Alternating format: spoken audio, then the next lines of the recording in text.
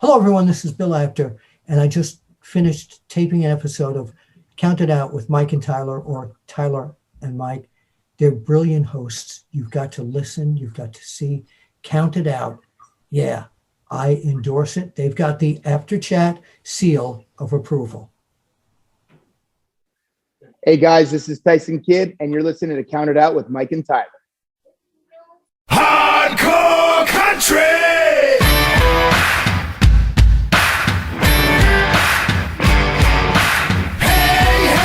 Can't you see? I'm a rockin' southern girl running wild and free. Hey, y'all walking through the door. High class style country to the core. Hardcore country. Backwoods or uptown. Hardcore country. Rocking your world with a thrillbilly sound. Well, we are live, pals. Inside joke for us on the show here as I screwed up the intro. And this is take 2 for us. Welcome to another edition of the Bill Apter Sealed of Approved, Counted Out with Mike and Tyler.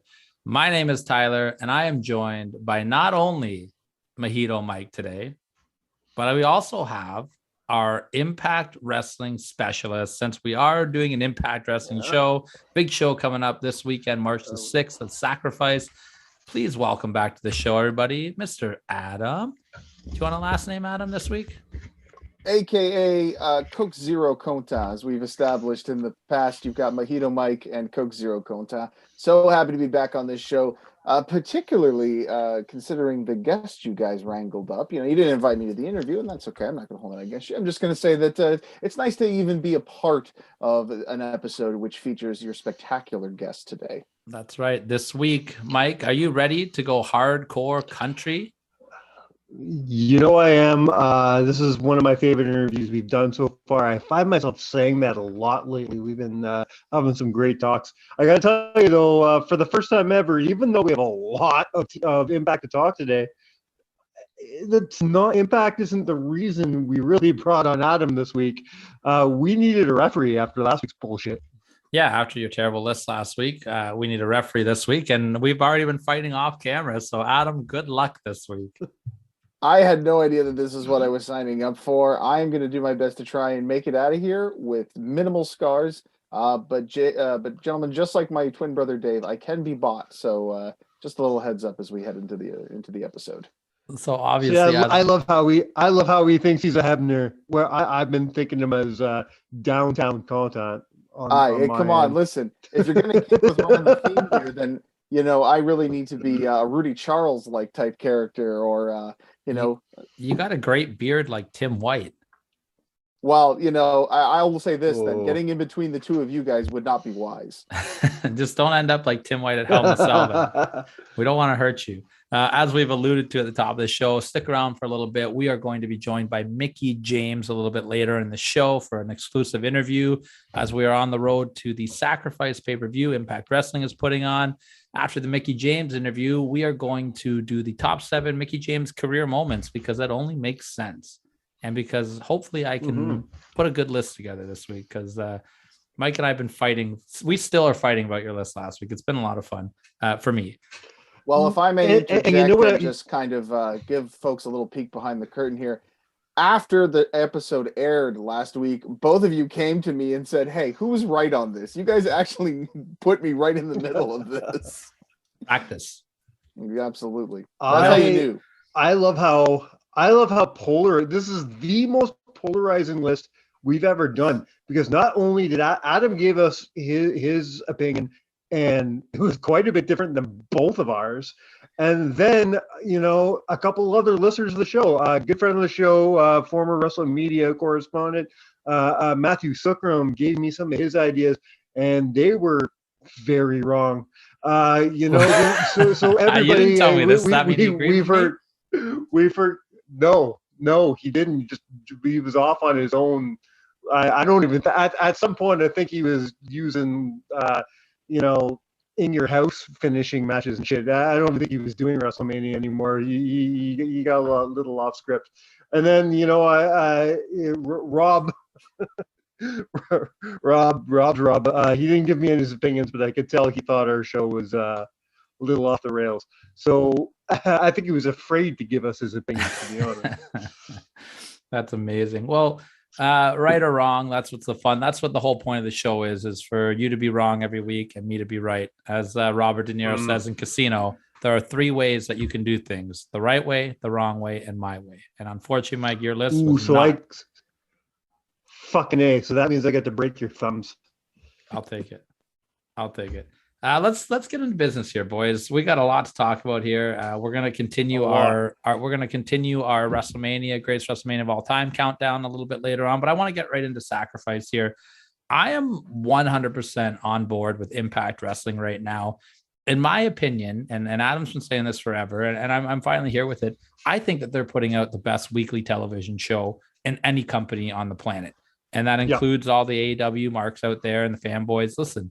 AEW, I do think, puts on a great show, but from top to bottom, from a storyline standpoint, from an in-ring standpoint, Impact Wrestling is firing on all cylinders. I can't wait for this show. Adam, let's go. What do you think in rolling into this show here? I mean, much like the narrative has been for Impact Wrestling for, I would probably say, the last year or so, you've got a potential for a nice big sleeper show here. You know, many times people look at an Impact card and they don't think much of it on paper, not realizing what kind of talent that these guys have, the kind of stories that they've been creating, and the kind of characters that they've been developing. And when they actually sit down to see the show, it kind of slaps them in the face a little bit, just like Hard to Kill and No Surrender has both done it. As a matter of fact, I'll go on record, you know, being a little biased as I am, I still think that Hard to Kill is the show to beat in 2022 right now. But I would put No Surrender right behind it. And this is something that I want to talk about here in regards to the main event for Sacrifice, because I know some people are going to look at it and poo-poo it, because you've got a guy in Moose who isn't necessarily a name just yet, and a guy that a lot of people only think of or remember as that dude who did all the jobs for the legends in the WWE, Heath Miller, Heath Slater, whatever you want to call the guy. The fact of the matter is, what you should be calling him is a diamond in the rough. And if you need any proof of that, what I want you guys to do out there, if you're watching or listening to this and you don't think that I'm telling the truth, go back and watch Heath's debut match with Impact Wrestling back in 2019 against Moose. That match opened my eyes. It made me realize there is way more to this guy than personality. He is an incredible wrestler. And I think that match is going to blow away, steal the show, and surprise a lot of folks on Saturday. So, Mike, let me ask you this, and then I want your answer as well, Adam. Is that the match that you guys would pick to close the show with, or would you go with maybe the women's title match to close the show? Or would you go with the Ring of Honor and Impact stuff again to close the show like they've been doing? I'm a bit of a purist, so I would go with one of those 2 title matches that you mentioned, rather than the Ring of Honor stuff. As much as I love that, I'm big on finishing a show with a title match. In this particular show, though, as much as I agree with Adam, I'm looking forward to that to that match between Moose and Heath. But I think I'm closing with the women's title match. Adam, what do you think? Honestly, what are you closing with? An argument could be made for all 3 aspects. Certainly, I think that it is not an exaggeration at all to state that the Honor No More versus Impact Wrestling storyline is the hottest angle in Impact Wrestling right now. It closed the No Surrender show for obvious reasons, both storyline and from interest standpoints, but also with Josh Alexander's fate kind of in limbo right now with Impact Wrestling. They've really had to shift focus away from that world title picture onto this Honor No More storyline, and it's been great. I have no complaints about the storylines that they've been putting together. As for the women's championship match, obviously Mickie James has proven that she can carry a main event on pay-per-view for the Knockouts Women's Championship, and whether she faces Tasha Steelz or Chelsea Green, I, as of yet, don't know who she's going to be facing at the event. You've got 2 incredibly talented women, one of which, Tasha Steelz, I think is the wrestler to watch in Impact Wrestling this year. Not the woman to watch, the wrestler to watch. Tasha Steelz, I think, has made leaps and bounds in terms of improvement since I originally saw her with Mike in a Ring of Honor back in the summer of 2019. I think she has improved in ways that I can't even begin to describe. So she's a top tier talent as far as I'm concerned. For me, though, I'm still putting Heath and Moose on last. I still think that those guys need a chance to shine. And again, knowing what Heath and Moose are capable of doing, I think it's the match that at the end of the night, you're going to go back and say, yeah, that was the one to close the show. For me, I'm going to go a little different than you, Adam. I'm going to actually do something weird and agree with Mike because we haven't done that lately. And I'm going with the women's match as well. And we'll keep the result of that match a secret. You guys can tune into Impact Wrestling tonight as this is airing to find out who Mickie James will be fighting. But from a devil's advocate standpoint, let's say Chelsea Green is the one that's going to be the number one contender. Chelsea's on fire right now in the world of wrestling, not just in Impact Wrestling, but she's doing great things. Her and Cardona obviously are lighting the world on fire. From an in-ring standpoint, you know you're going to get a home run there, and it's a long building payoff to get those two to have a match together. Now, if you want to flip the coin and it's Tasha Steelz there, what a great way to start grooming a future main event player and somebody that is so young.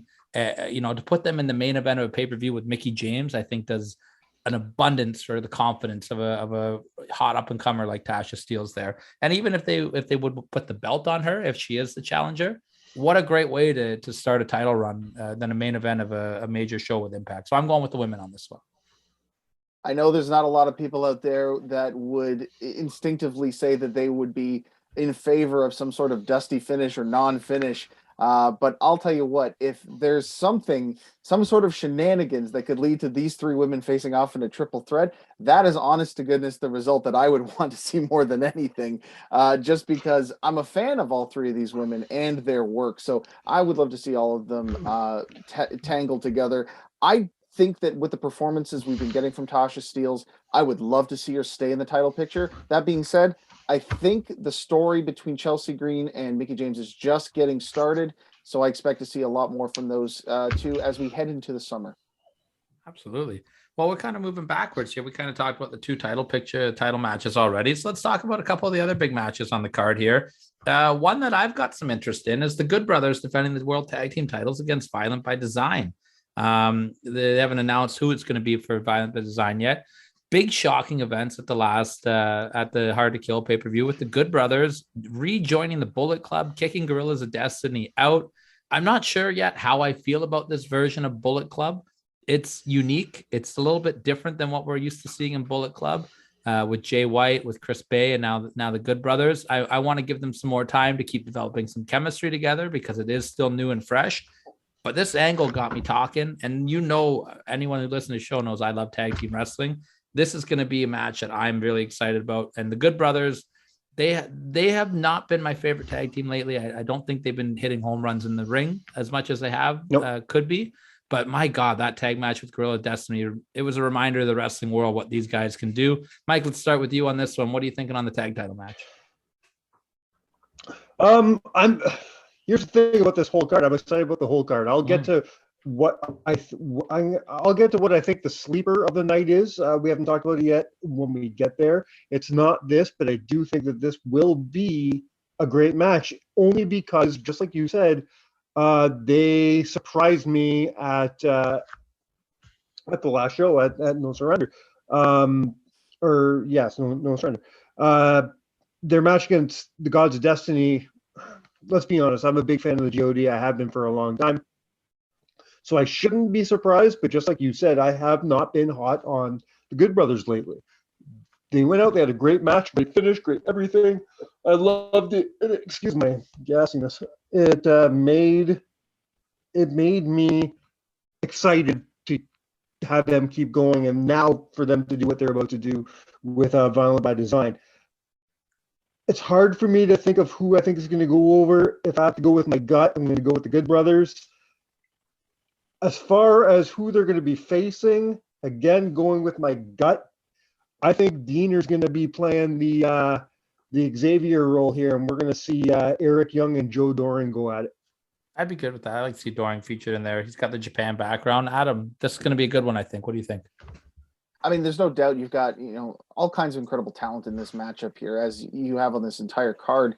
I agree with you guys about the Good Brothers, but I'm also going to throw in there that I think that even in the last few weeks since No Surrender, we've seen a new spark from these guys. Even from when they were cutting promos heading into No Surrender, I got interested in these guys again. The tag team division is starting to heat up again, which I will openly admit to being one of the weaker divisions in Impact over about 6 months or so. But things are starting to churn and heat up and move. And I think that the tag team scene recently has been a really good example of this. As for who's coming out on top, I don't see the Good Brothers losing the titles here. I'll say this, if they did, it would be a real interesting surprise, and things could get really interesting by throwing Violent by Design in between the Guerrillas of Destiny and the Good Brothers, which I don't know about you guys, but would make a pretty good match to put on a pay-per-view you're going to have to sell in April.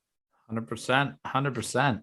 I think a sleeper match on the card, and Mike, I wonder if we're going to be in sync on this one too, is PCO against Jonah. What do you guys think about this one? A couple big boys that are just going to beat the hell out of each other. Adam, let's start with you on this one. I mean, look, you can't get any bigger, literally, than these two guys. Jonah, I think, is a guy. I think Jonah is plan B.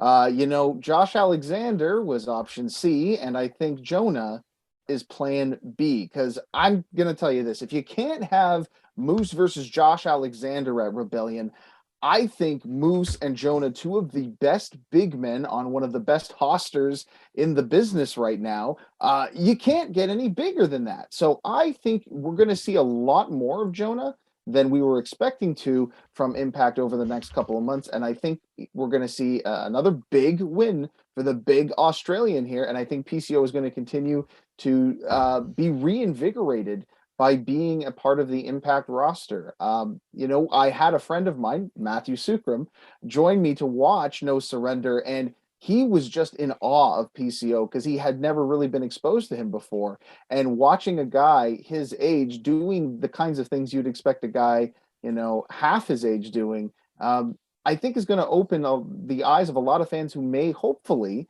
be checking this out for the first time. But in the end, I got to go with Jonah. I think he's going to win, and I think he's paving a path towards Moose in April.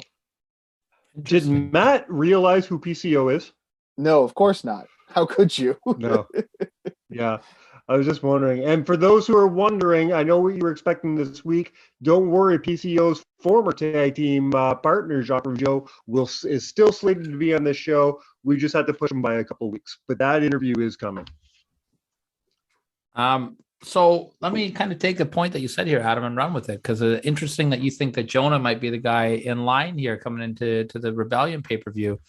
I wouldn't mind seeing one of these ROH Invader guys challenging for the title with the threat of, we're going to take the title and bring it to Ring of Honor and take it away from Impact Wrestling. I wouldn't mind seeing maybe PCO go over here and challenge for the belt, or get Eddie Edwards back in that title picture as well, because I think that this heel turn for Eddie Edwards is something that he desperately needed. And that'll take us right into this, what is it? Rhino versus Eddie Edwards is going to be the match, right? Yeah, this one's going to be solid for sure. Obviously, these guys know each other well. They're going to give us from anything between a solid to great matchup.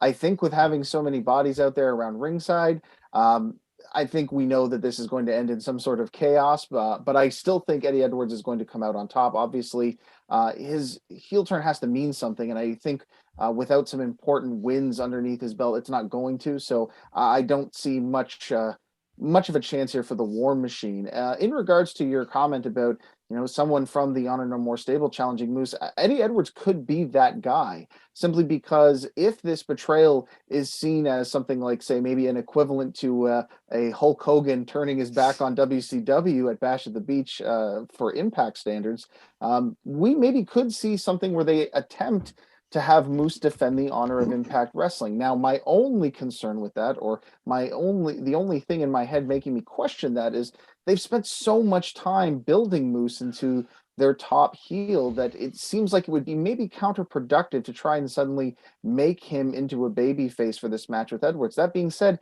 it's not out of consideration whatsoever, I'm sure. And I think at this point, when you have something like the Josh Alexander situation, you're considering anything. And it would not certainly be out of the question to have a guy like an Eddie Edwards maybe challenge Moose for the championship. Mike, what do you think about all that? I have very little to add to that because I think Adam just hit every point I wanted to make right on the head on that one.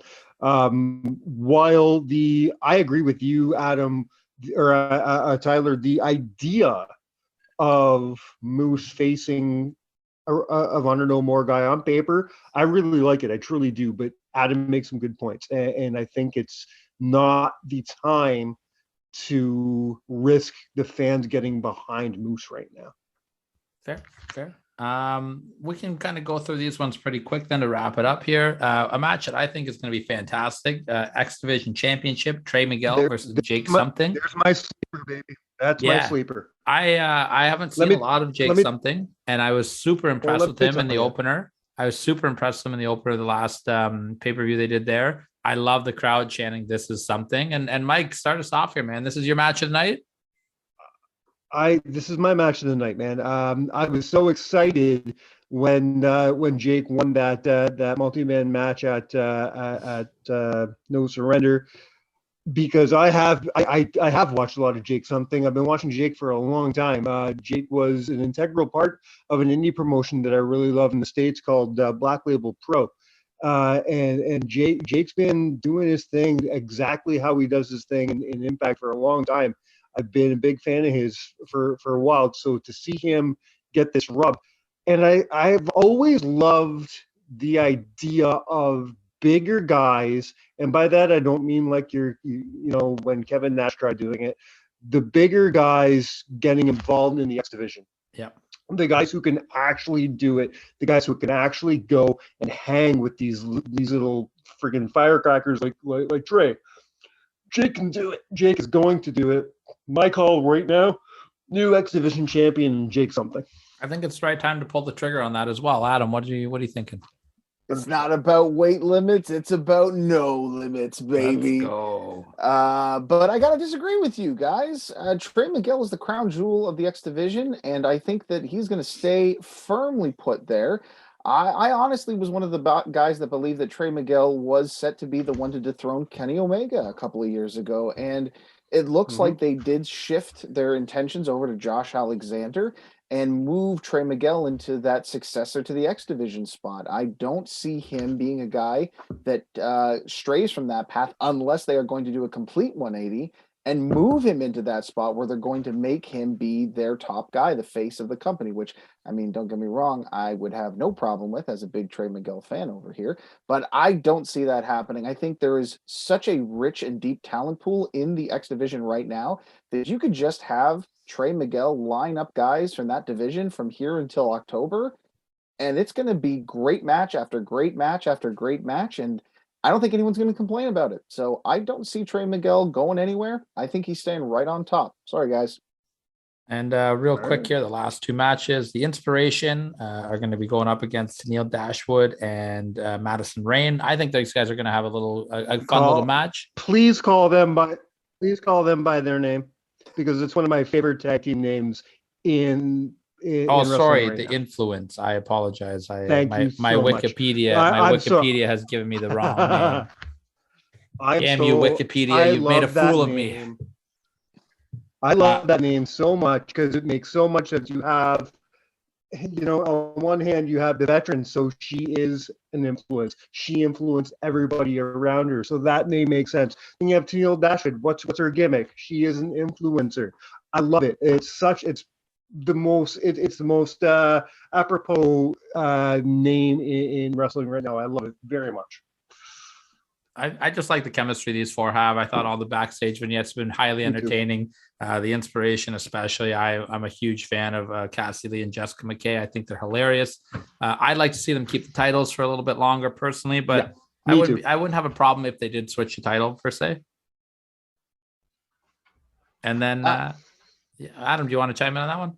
I was just going to say that I hope that these girls really deliver, because we've been waiting on this match for months now due to COVID and other unexpected circumstances. This thing's got the buildup of a WrestleMania match, so I really hope that they bring it. And I'm kind of trying to figure out where the Inspiration stand, because it feels like they were brought in as heels, but now they're kind of on the fence between whether they're heels or faces. And I feel Yeah. like maybe their characters are going to flip-flop between those positions based upon who they're facing on the card, which honestly I don't think is necessarily a bad idea. It's something that a lot of tag teams aren't doing right now. So I'm interested to see where they go. And of course, everyone wants to know where will Caleb with a K end up? That is really what we want to know. I love it. I love it. I'm with you, man. I think that these two are so talented and so entertaining that they can flip-flop program to program and nobody will care. Nobody will complain about it because they're going to be hilarious as baby faces and they're going to be hilarious as heels. It's a win for everybody. It's going to be exciting, but maybe not as exciting as the match that was first announced for Sacrifice. Boy, oh boy, Impact wanted to get out of the gate with the card. Yeah, with man. a big impactful, excuse the pun there, match, and boy did they get it. Alex Shelley coming out of Detroit to take on Jay White. I guess they finally were able to secure him and lock him down for a date there, and boy, oh boy, what a match to put him in to welcome you back. Here, we're going to give you against one of the hardest hitting, best heels in the business right now. Go have some fun out there. And boy, you want to talk about sleeper matches. This one has the potential to just knock it out of the park and be the thing that everybody is talking about come Sunday. Yeah, everything you said about the X Division title, Mike, this is exactly how I feel about this match. I cannot wait to watch this match. I cannot wait. And I don't think I've really paid attention or sat down and watched the current Alex Shelley match probably since you and I, Adam, saw him take on Matt Taven in Ring of Honor. Watch out for the sleeping man. I'm going to make a bold prediction and say that Alex will not be done after his match with Jay. I say that he's going to help out his Impact faithful in the match with Rhino and Eddie in the big clearing brawl at the end of the night. And we're going to see some machine gun reunions. Yeah, but whose side is he on?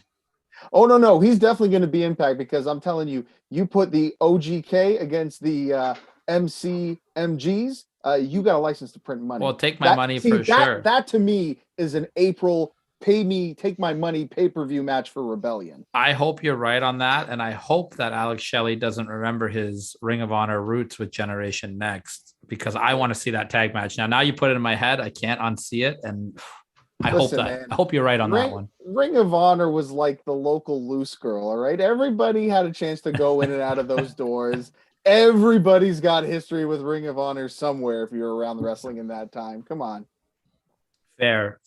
I was a big fan of Alex Shelley. 2006 Ring of Honor is my special baby. I love it so much. Generation Next, the Bryan Danielson title run, all that. Like that's my baby. I could go on about that forever. But alas, everybody, make sure you check out Impact Sacrifice. That'll be this Saturday, March 5th, I believe, on the Impact. What is it? Impact app there. So there's a couple of different ways you can watch it. You can watch Sacrifice. You can get it on Impact Plus, but they also have their YouTube Ultimate Insiders as well, which will stream the event on there. I am just a regular insider because that allows me to watch Impact live every Thursday night. So I do that. But I also have Impact also on Plus, Fight TV. Fight TV is also streaming it. That's right. So yeah, you can go through Fight as well. Thank you. And if they're going to do the same thing they did for No Surrender, you have the opportunity to watch the show with alternate commentary, which was kind of a cool. They are doing that again. Tracy Brooks and Victoria and SoCal Val, I want to say. Yeah. Fun stuff. All right. Well, let's move on to the next topic here before we get into the Mickie James interview. We're going to do, you want to get into our WrestleMania there, Mike? No, I don't. Okay. I know you ignored me on my you ignored me in our text, but I'm still doing it. I'm calling an audible. I said last week I want to talk about the Crocket Cup. We're going to talk about the Crocket Cup. All right. This is all you guys. We're going to speed something through against the NWA. What's going on? I just don't know. I haven't had time to look into it, and we've got a jam-packed show already, so I focused on other areas. So, Mike, this one's all you. I mean, we promised it, so we're going to deliver. I mean, we break our promise. Really quickly, really quickly, the main event of day one, of course, is Matt Cardona versus Nick Aldis. I'm fucking here for that. The special caveat right now is that Matt Cardona demanded that Billy Corgan put in a non-biased referee, and Billy Corgan picked former NWA champion Jeff Jarrett. So that'll swing the match in an interesting direction. I'm looking forward to that. You can, if there's something you really want to talk about, Adam, stop me and we'll talk about it. I'm going to speed through this, not to piss off my co-host. I mean, look, that's the match that's going to be selling the pay-per-view right there. And I mean, I was excited about Aldis versus Cardona, but you add in, the last outlaw, and I might have to plunk down my hard-earned dollars for that one, especially since they also announced a big match for day 2 involving the NWA Women's World Championship and a woman we've already been spent a little time talking about today. Well, jumping over to day 2, the 2 matches that are not in the tournament that are happening on that day, of course, are Camille. Originally, it was Camille who was the champion versus Kylie Ray, and big champ Cardona pulled some of his weight and said, no. My girl's going to be in this match, and he wanted it to be Camille versus Chelsea Green. He wanted Kylie Ray right of the match. Billy Corgan said, no, if this is going to happen, it's going to be a 3-way dance. So, of course, we got Camille versus Kylie Ray versus Chelsea Green for the title. And I'm thinking king and queen at the end of the night, man. I'm thinking Chelsea Green's walking away with some gold. I think that's definitely the easy, obvious answer. I'm going with my heart on this one, and I'm going to go with Smiling Kylie just because, dang it, I want her to win a big title. I've been waiting for her to win a big title for years, and she's so darn cute. I just want her to win. So I'm gonna go with my heart. I'm gonna wear my heart on my sleeve, and I'm picking Kylie Ray. Before I go to the last non-tournament match, do you have a pick for that women's title match, Ty? I think that the smart move is to do Chelsea Green and Cardona. I think the NWA, I don't follow the NWA a lot, but they need like a big boost right now. I think that they're getting left in the dust with everything. I think putting the world title on Cardona was such a smart move. And I think it's just as smart to put the women's championship on Chelsea Green and let them work their magic because everybody wants to do what Matt Cardona is doing right now. Well, this last match, I think, is tailor-made for someone like you, Tyler. You mentioned earlier your love for 2006 Ring of Honor. What does this do for you? A 4-way match for the vacant NWA World Junior Heavyweight Championship.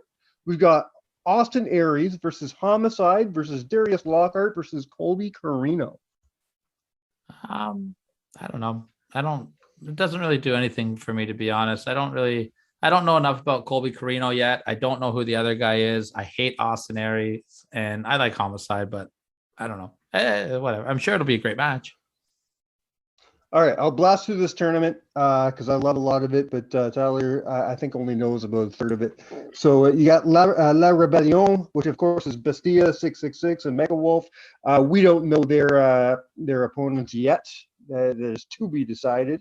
We've got the End versus Hawks Airy it's Luke Hawks and PJ Hawks. Their name is Hawks Airy. Strictly Business, of course, that's Chris Adonis and Tom Latimer. And they'll be taking on Gold Rush. That's Jordan Clearwater and Marsh Rocket. What was originally supposed to be Doug Williams and Nick Aldis is now changed. I'm really excited about this. I don't know if you heard about this today, Tyler. I did not know. So Nick Aldis was pulled out of the match 2 days ago when because he's facing Matt Cardona in the main event. So instead of Nick Aldis, Doug Williams has chosen for his partner Harry Smith. Oh, nice. I did hear Harry was going to be on the card. I didn't know he was going to be with Doug Williams. Yeah. I like that. That's good. And they're taking on the Ill Begotten. Moving on, I'm loving this team right now. Matthew Mims and the Pope. I love me some Pope. I really do. And they're taking on the Cardonas. Now, when I saw the Cardonas on the brackets, I assumed it was husband and wife, Matt and Chelsea, but it's not. It's Mike Knox and BSK. And they're wrestling as the Cardonas.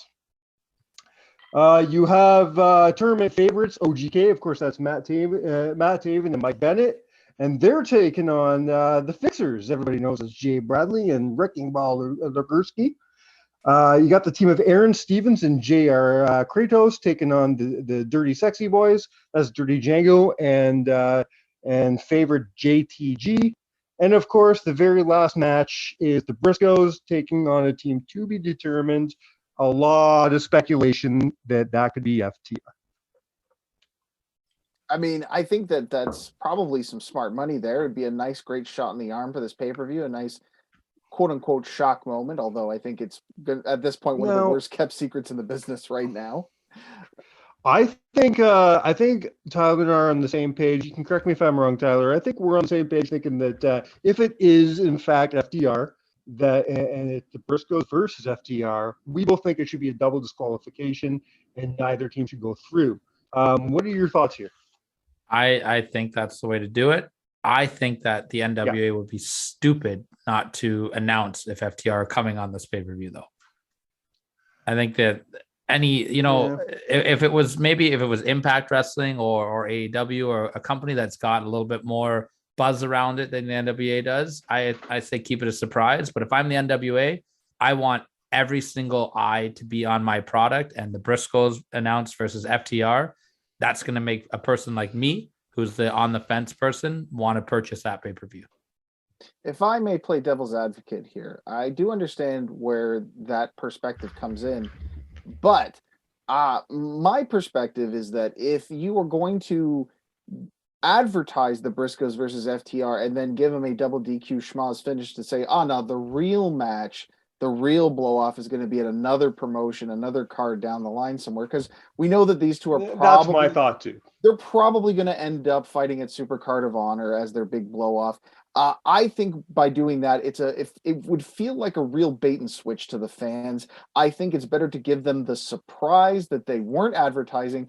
As with most things in business, you want to under promise and over deliver. And I think by not hyping up a match between the Briscoes and FTR that ends in a double DQ, that's exactly what you're doing. You are over delivering on a big surprise, but you're not and you're underselling it and giving them a little bit more than they expected. So that's just a different perspective. I'll take that a step further then. It doesn't necessarily have to be a double DQ. It could be a time limit draw. I don't think that there should be a winner in this match. I'm going to play one more devil's advocate. I don't even think the bell should ring. I'm going to play one more devil's advocate. I don't even want the bell to ring. I want them to fucking start fighting on the ramp, and I don't want them to get in that goddamn ring. I mean, there's a right way to have a brawl, and both those teams are capable to have us entertained enough, whether there is a match or isn't a match. Damn right. Maybe you go time limit draw. If though it is not FTR, I think that you are going to piss off a lot of people as well. So I really hope that if they are going to keep it a surprise, that they do deliver on FTR here. I think FTR should give a spike pile driver to Billy Pumpkins. That's what I think should happen. That would be amazing. Can you think of any teams that would fill that void if it was not FTR and not piss people off? No, I think that anybody with the exception of FTR is going to piss people off unless it's a team like the Young Bucks. You know what I mean? Like if it's not a big name team, I think people are going to be disappointed. So Techno Team 2000.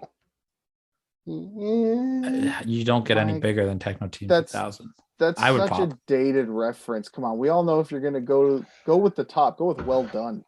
Oh.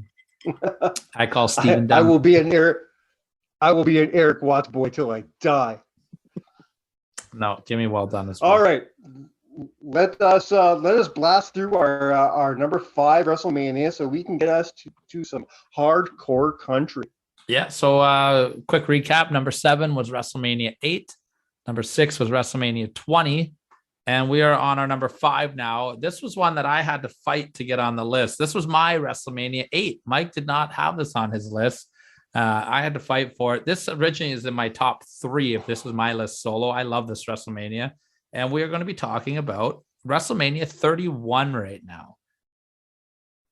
Well, Mike, don't hate me. You know what I really love about this pay-per-view though. But like, before I let Adam speak, I just want to say the one thing I love about this pay-per-view, and I won't take this away from you, Tyler.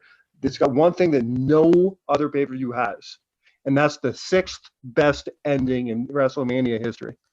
You're the worst person ever. You know, I do have the ability to mute you for the rest of the show. I was really hoping you were going to say LL Cool J because that would be correct. I do love that intro. I really do. It's definitely one of the best. Although here, I'll give you a little consolation prize at this point, Mike, because I will say I do think the opening for WrestleMania 8 is better than the opening for WrestleMania 31. Reba McEntire, baby. Oh man, we're not even talking about Reba Tito's sister at this point. I'm actually just talking about Vince giving his WrestleMania 8 intro. Yeah, Those I were know. the best. Everybody talks about WrestleMania 6 and him being coked out and talking about constellations, but the truth of the matter is the WrestleMania 8 intro is the better intro. But the best intro of them all is the one right in the middle of WrestleMania 7 with him and Stars and Stripes. This sounds like a future episode that we can get into. But Best I Vince think intros. at the moment, what I'm going to do is I'm going to break Mike's heart a little bit to say, not only do I agree that this is definitely on the list, but if I'm going to give a personal list, Tyler, I might agree with you exactly and say that this is a top 3 WrestleMania for me. Definitely in the top 5 for sure. So I have no argument with it being at this spot in the card. So yeah, sorry. To open up the battle lines here, I'm going to give the first point to Tyler on this one, Mike, unfortunately. But I think there's a lot of good ref ever. There's a lot of good reasons why, We got though. some I mean, fucking Nick Patrick shit going on. all right, let me ask you this question then, Mike. Can you tell me a bad match on this card, genuinely? Let me look at the card again. I feel like I had one. No, you know what? No, I remember that. Not a bad match. No. Just. I will admit, I will concede the fact there's not a bad match. Just a lot of them left me with a bad taste in my mouth. We're gonna talk about this when we go through it, but to this day, and I remember watching it live at my buddy Ray's house, the finish of the opener, to this day, I fucking hate it. I hate that finish so much. And then you just keep going on. Was John Cena versus Rusev a bad match? No. But was it anything special? No. Bro, Rusev came out in a fucking anyway. tank. Who gives a shit about the match at that point? That is a fucking WrestleMania entrance, man. It was a fucking tank. I will say this about WrestleMania, to your point, Mike, which is that I will agree that I think that this WrestleMania is a WrestleMania that leans more heavily on style than substance, with the exception of 1 or 2 matches on here, one for sure. But I'll say this: what style, though? My God! I'll give you that. And I think that is an important thing to consider. Taker Bray had 2 of my favorite entrances in WrestleMania history, but the match was. Well, Bray also almost broke his ankle. You know Bray like broke his ankle like the day of the show, like so he was hampered. I don't think I knew that really. It was fine, and the wrong guy went over, but it was it's fine. Yeah, but you can say that about a lot of Bray Wyatt WWE moments. The wrong guy went over. Bray never won, which was a totally different story. Let's talk about Randy Orton and Seth Rollins, one of the greatest finishes to a wrestling match of all time. After having a 18 or 15 minute classic, planting the seeds for later on for Seth Rollins, Triple H and Sting. Say what you want. Oh, it's not a great match. Whatever. It's not. If you weren't entertained by watching that match, then again, all style, no substance, but what style? Man, when the NWO came out, anybody that's suck. not been a wrestling fan, it didn't pop when the NWO came out, then get the fuck out of here. Everybody wanted to see DX versus the NWO at some point in their life. If I thought Danny Parkhill was a good enough friend to be listening to this right now, I tell him to suck every dick in the fucking room. That's just a typical Tuesday for him. He hates this match more than he hates the build to Shawn versus Ric Flair. But I love this match. Was it a technical masterpiece by any means? No. Was it a little bit sloppy? Sure. Was it a fucking clusterfuck at times? Yeah, but what a fun-ass clusterfuck. I love this match. I thought Sting did well, man, considering how long he'd been out of the ring for at that point to step up in a WrestleMania, and you knew he was nervous, his first WWE match on that stage. I thought he did well. Now, I won't belabor the point by saying that I think that the post-match stuff makes absolutely zero sense. Yeah. I blocked that from my memory. As far as I'm concerned, it doesn't exist. It's the one botch on the entire show for me. Honestly, this is going to sound kind of crazy, but I also want to talk about what I feel is excellent Andre the Giant Memorial Battle Royal. I know a lot of people may say that that's a controversial take considering the WrestleMania 30 version. I think the WrestleMania 31 version is not only better, but I think it's the best one. It told several stories. It got several talents over during it. Legitimately, I implore you, if you have not watched this match in a long time, and knowing most fans, the Andre the Giant Memorial Battle Royal is something most fans tend to skip, or at least not watch a second time, go back and watch this one. There's actually a lot of great moments and stories being told here. And you can say the same thing about I- the first match, the first dark match, the 4-way tag team title match, which Man. if you listen to our show 2 weeks ago with Tyson Kidd, he told a great story about how the original plan for that was to have Bret Hart, the Anvil, and Jimmy Hart pass the torch of those guys on the way to the ring. You can't be upset with a match with the upper cats going over. That's it. Going back to your point about the Battle Royal, Adam, I'd have to go and rewatch it because I don't have good memories of most of those Battle Royals. I'm not a fan of Most a lot don't. of them. But what I do remember, and I'm crossing my fingers hoping I have the right one. I'm a big fan of Aaron Stevens, and I feel like they really let Mizdow shine in this. They should have put him over, I think.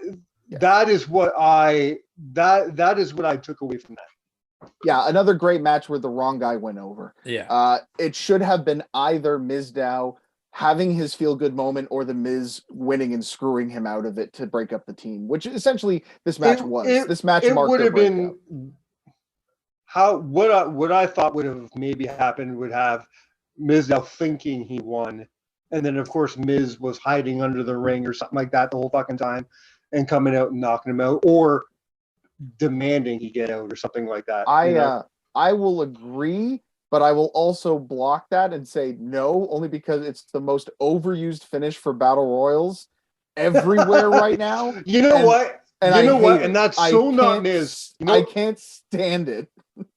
and it's so not Miz. What Miz really would have done is he would have went and sat in like a director's chair or some shit like that and waited for the whole thing to be done, and only Mizdow left, and then he would have gotten to the ring. He wouldn't have bothered hiding under the ring. He just would have sat and waited his turn. Now that being said, again, much like with the Sting and Triple H match, everything leading up to that, fantastic. The Curtis Axel doing the Axelmania and getting dumped out right away, a little disappointing, but a great gag. You had the stuff you had Bo Dallas eliminating somebody and then doing a victory lap around the ring, which was absolutely I love hilarious. that. You had spots for Hideo Itami and for Fernando Sin Cara. All these guys got big spots. You had this at one point a challenge between Eric Rowan and Ryback, where they were both throwing guys over the top rope, seeing who could throw out more guys. Like it was really a fantastic thing. And then of course you had Cesaro in there teasing that he was going to win again the same way he did last year.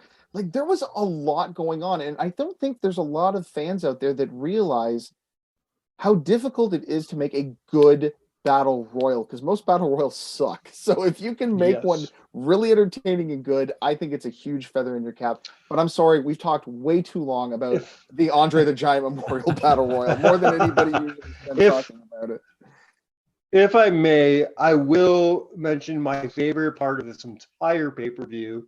And I'm once again crossing my fingers so that I have the right WrestleMania in mind. This WrestleMania featured my very favorite RKO in history. Yeah. During his match with Seth Rollins, the curb stomp into the RKO, I think, is one of my favorite Randy Orton moments in his career. People It's forget. absolutely incredible. People forget that this match was really good before that finish too. Of course, but it's one of those things where everything else is so good around it that that one moment Probably is my so- favorite match on the card. And you know what? That's fair. I think a lot of people would probably agree with you on that. I know a lot of people would maybe even say the opener, the ladder match, which I think is one of the best ladder matches in WrestleMania history. Maybe even second or third. I'd put it in top 5 for sure. I'll just go out there and I'll say anybody who thinks the WrestleMania 32 ladder match was better than this is wrong. Yes, they are wrong. You're correct. This is a much better match. Go back and watch it. It's fantastic. It's a car crash, but it is a incredibly well executed car crash. And of course, we have to talk about what I personally feel is a top 5 WrestleMania main event of all time, which is Roman Reigns versus Brock Lesnar. And I'm not even including, forget the finish. Like, even though it was an incredible finish, forget the finish. This is a masterpiece of WWE main event psychology. And I can tell you, I know this from firsthand experience because I watched this event live as it happened in a movie theater with an entire crowd of Roman Reigns haters who just wanted to see Brock pound the crap out of him from the minute go. And when the match started with Brock doing that, everybody was enjoying themselves and hooting and hollering. And then as the match went on, you could feel them getting a bit more uncomfortable with the beating Roman took. And then as soon as Reigns threw Lesnar into that steel post and started to Super Mario his way back into this matchup like a video game character, the place was starting to come unglued and they were starting to cheer for him. Roman Reigns turned that crowd around just the same way that he did that crowd in San Francisco. I guarantee you, go back and watch this match, and I'm telling you, for me personally, it is easily a top 5 best WrestleMania main event of all time. I agree 1,000%. 1,000%.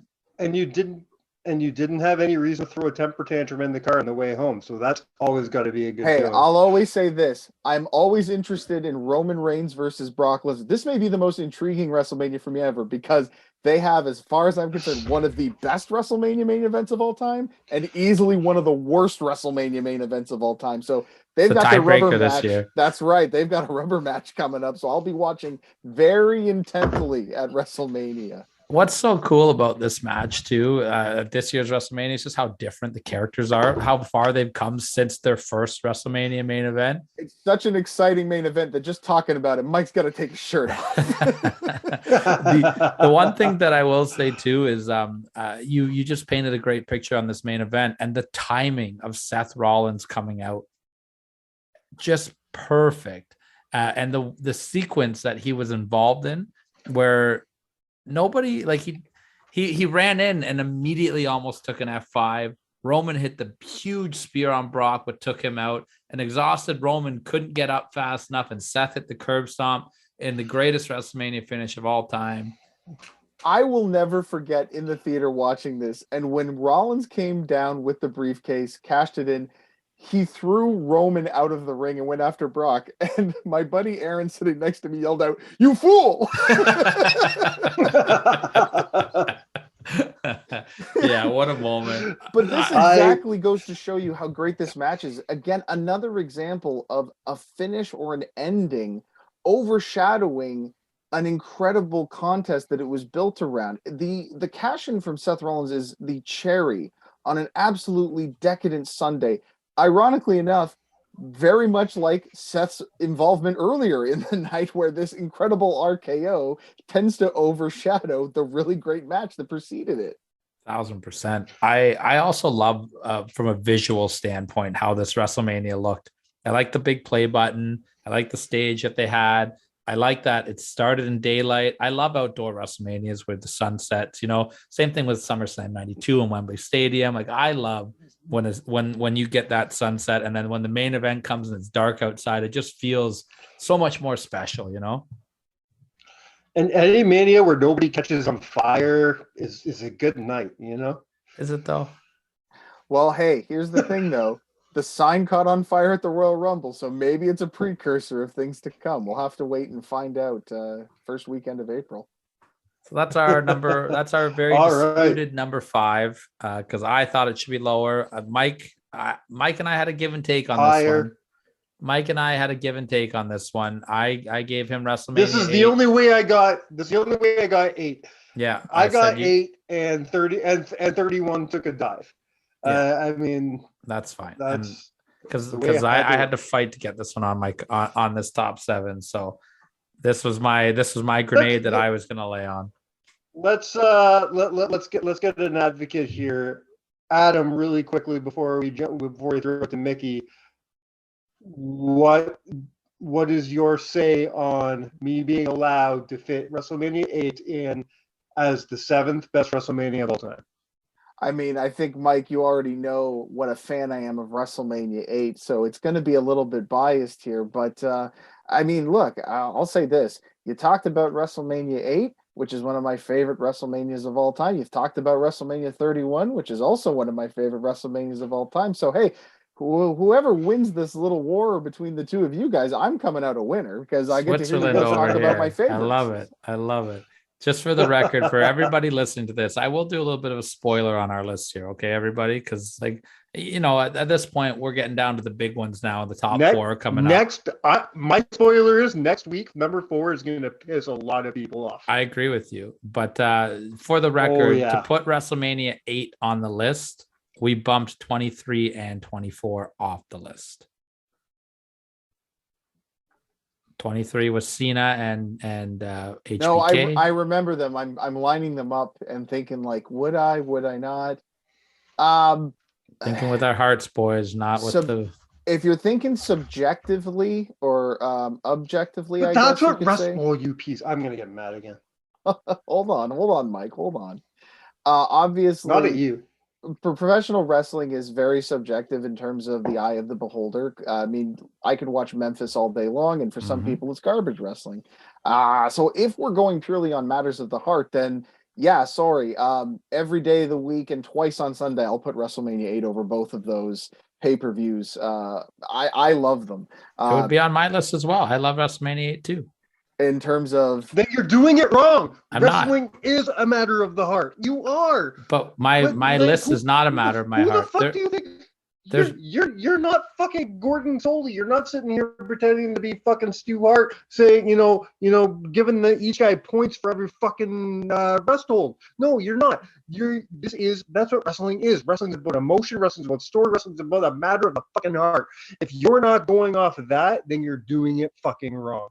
No, I'm not doing the top 7, my personal favorite WrestleManias of all time from my heart. And I'm you're doing what it I wrong. think are the top 7 best WrestleManias from start to finish. Go jump on Ginger's podcast and talk about your so-called real sports and leave the people who love the story and the heart of professional wrestling to fucking count it out.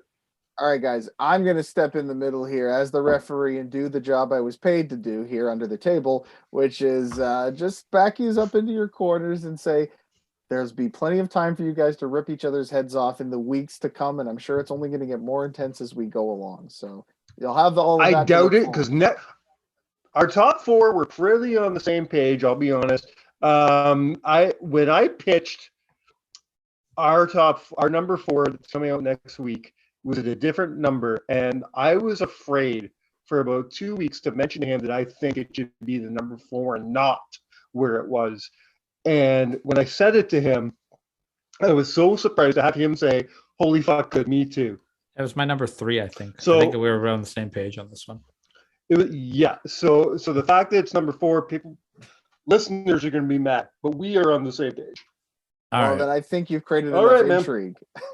So what we're going to do now is we're going to throw to our Mickie James interview. We're going to give Mike and his big emotional heart some time to calm down over here. And we're going to give my pure wrestling. Give you a big emotional something.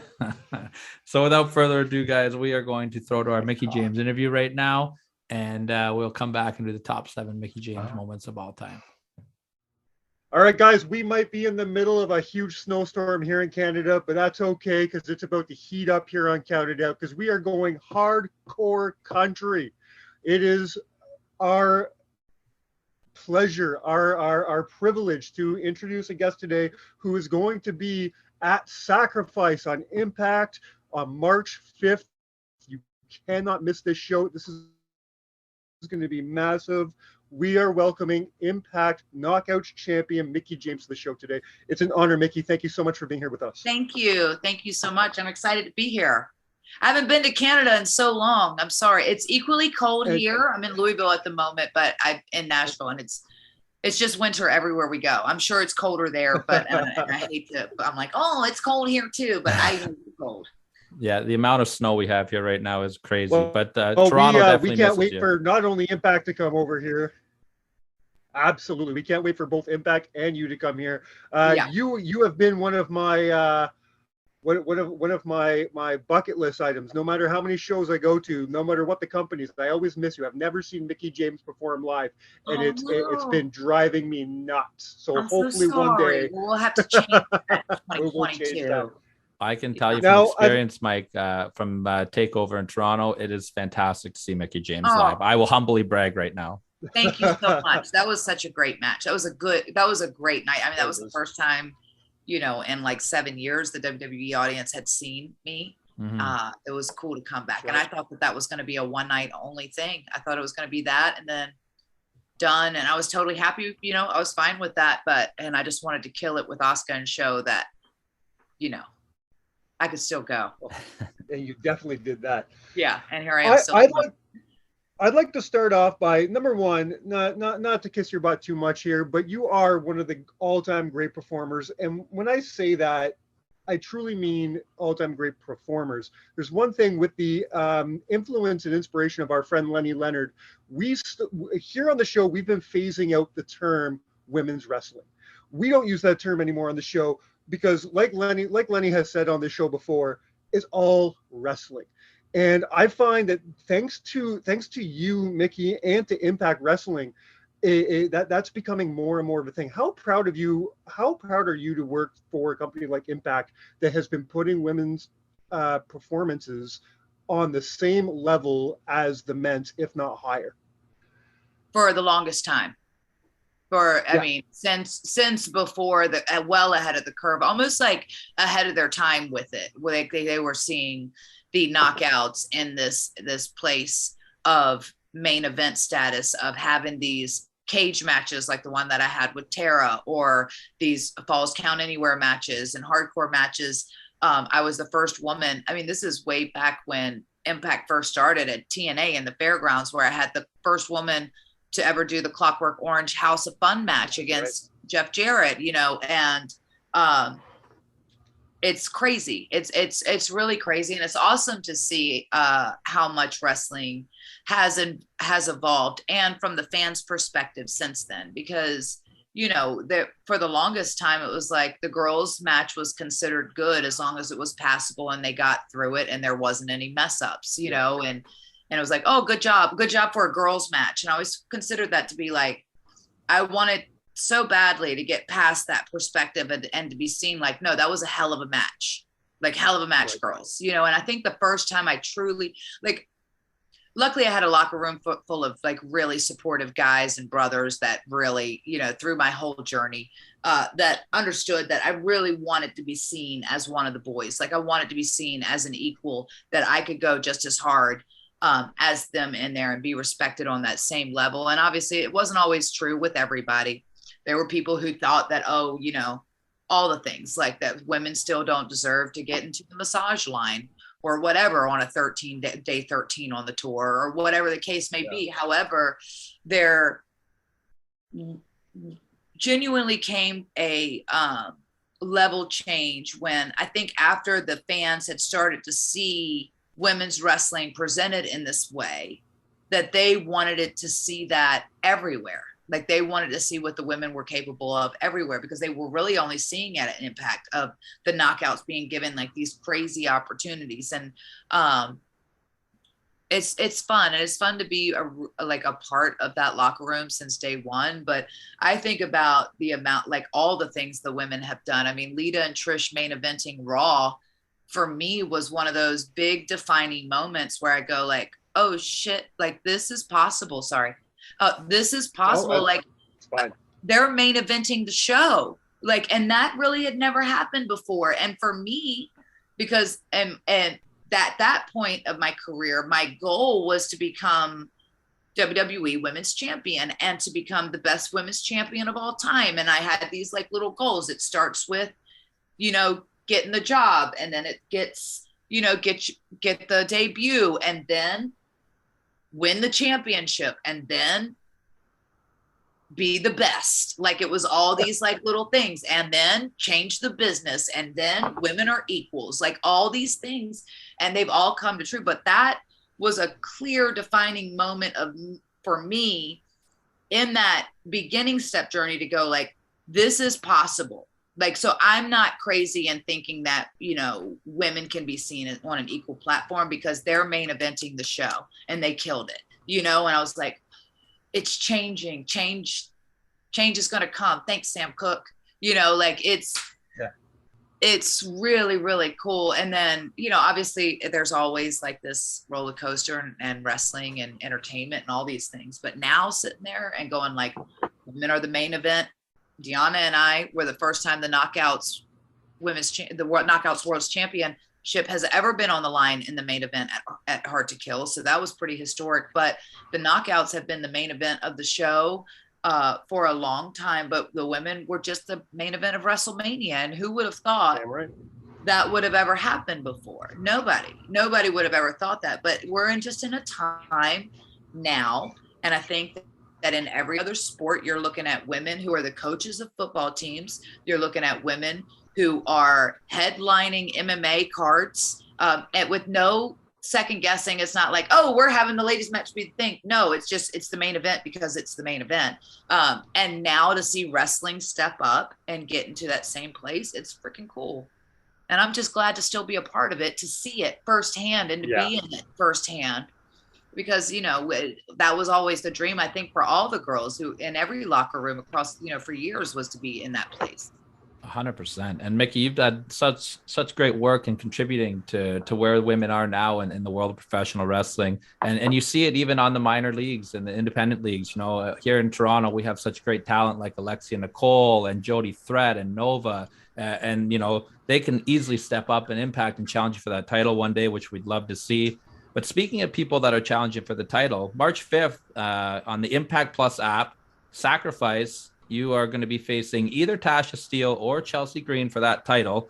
And I kind of just want to talk about the last 12 months that you've had, the ups and the downs that you've gone through. And now you're sitting here as the Impact World Champion. Does this title reign mean something a little bit more special to you after the last year that you've had compared to any of the other ones?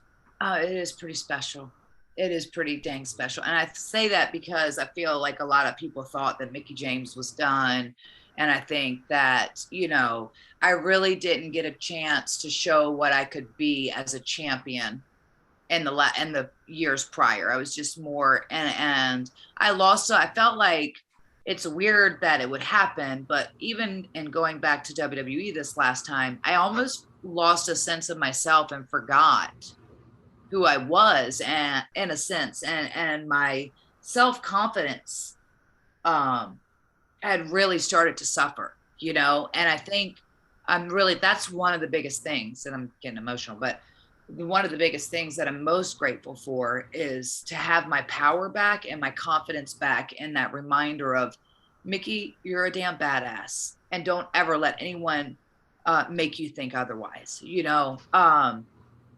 because I never felt that way in the locker room. Any locker room I've been in, the girls have always been respectful. And I think the biggest difference in the locker rooms now than 10 years ago, and especially when I first got into wrestling, is that the women are getting into the business to be wrestlers.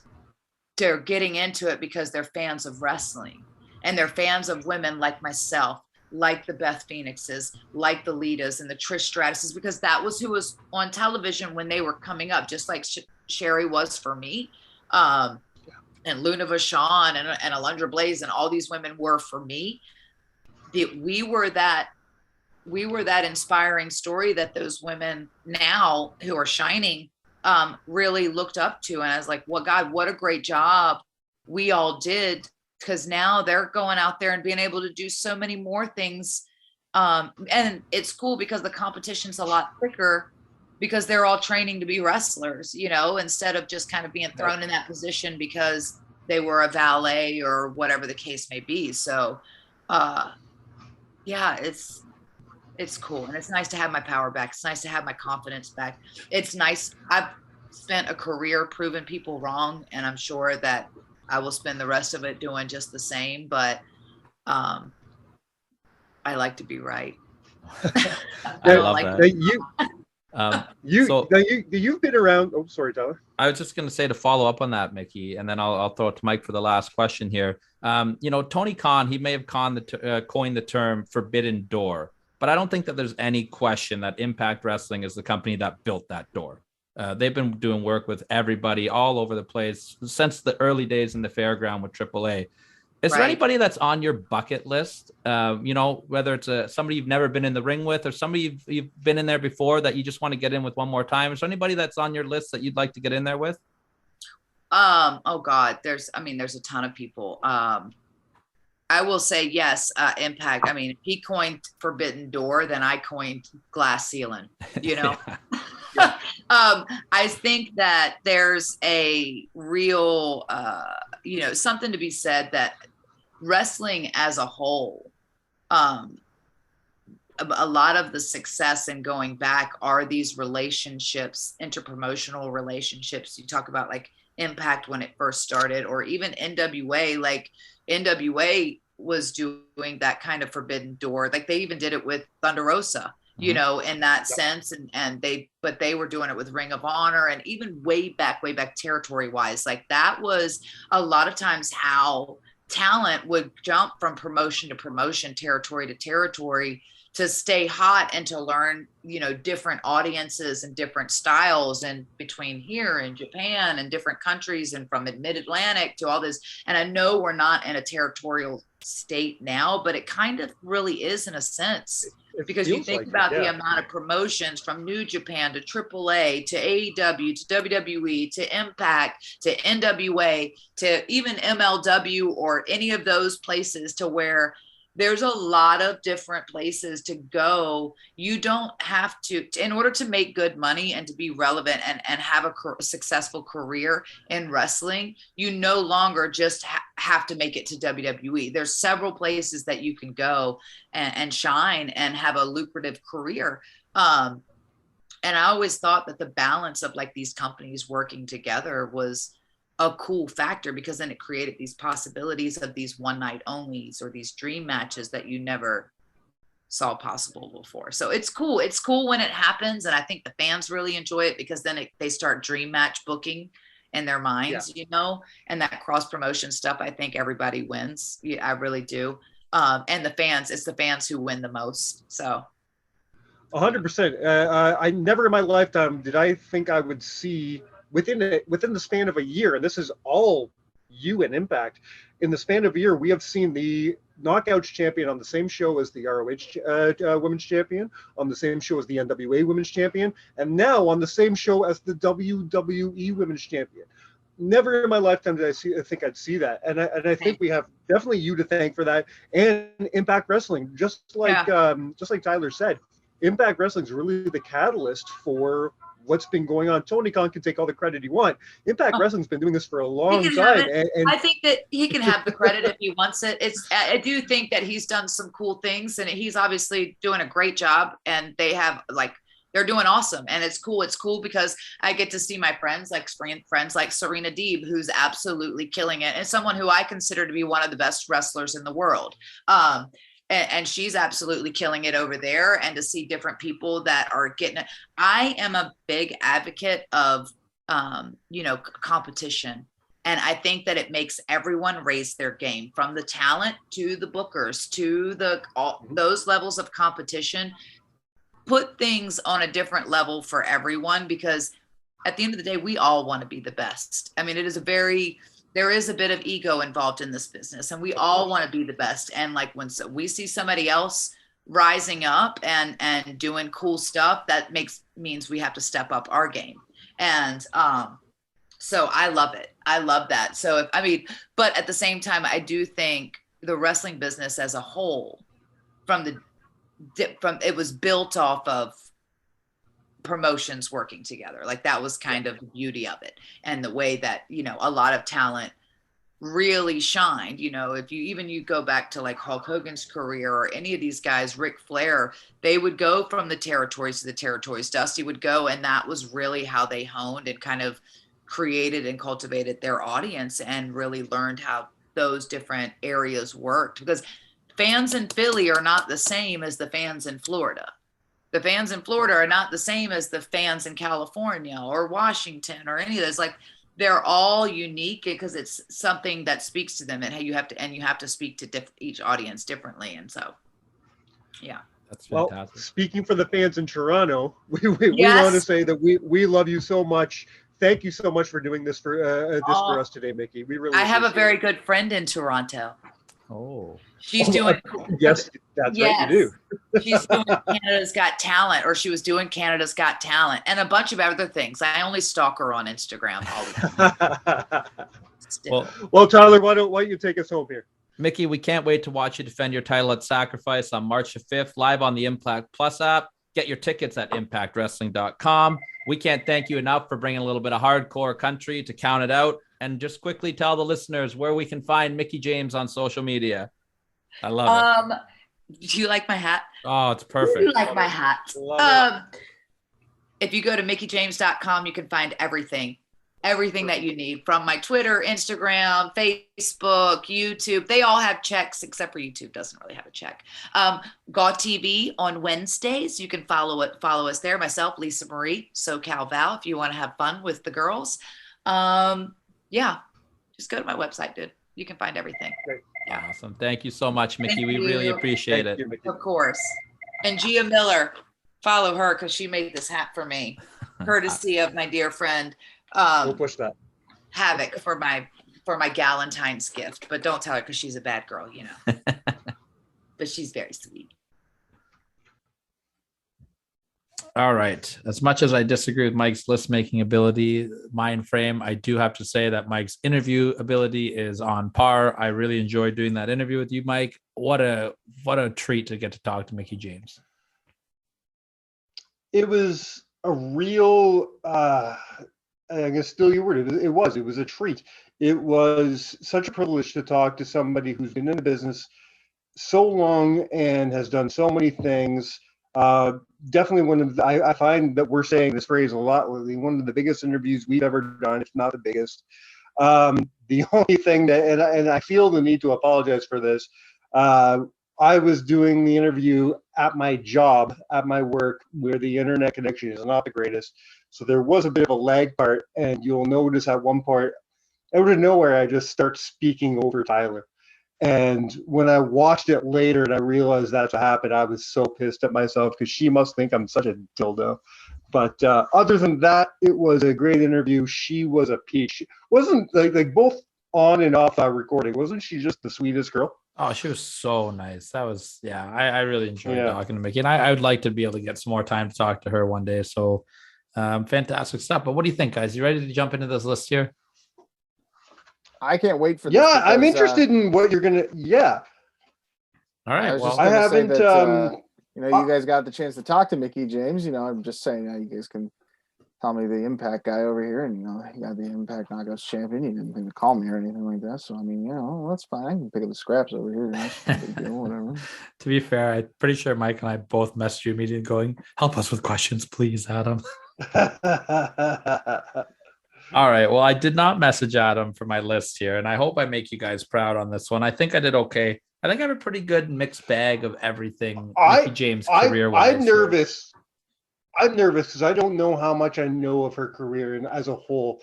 And I had asked you for the first time in 102 shows, for the first time ever, I asked you to send me your list so I could be prepared, and you didn't.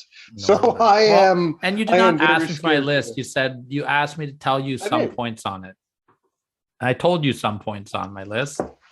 I was also driving That's not to how I work at the remember time, so I couldn't pull my list out. So I went off Yeah. memory. I've That's it. seen you pull worse out while driving.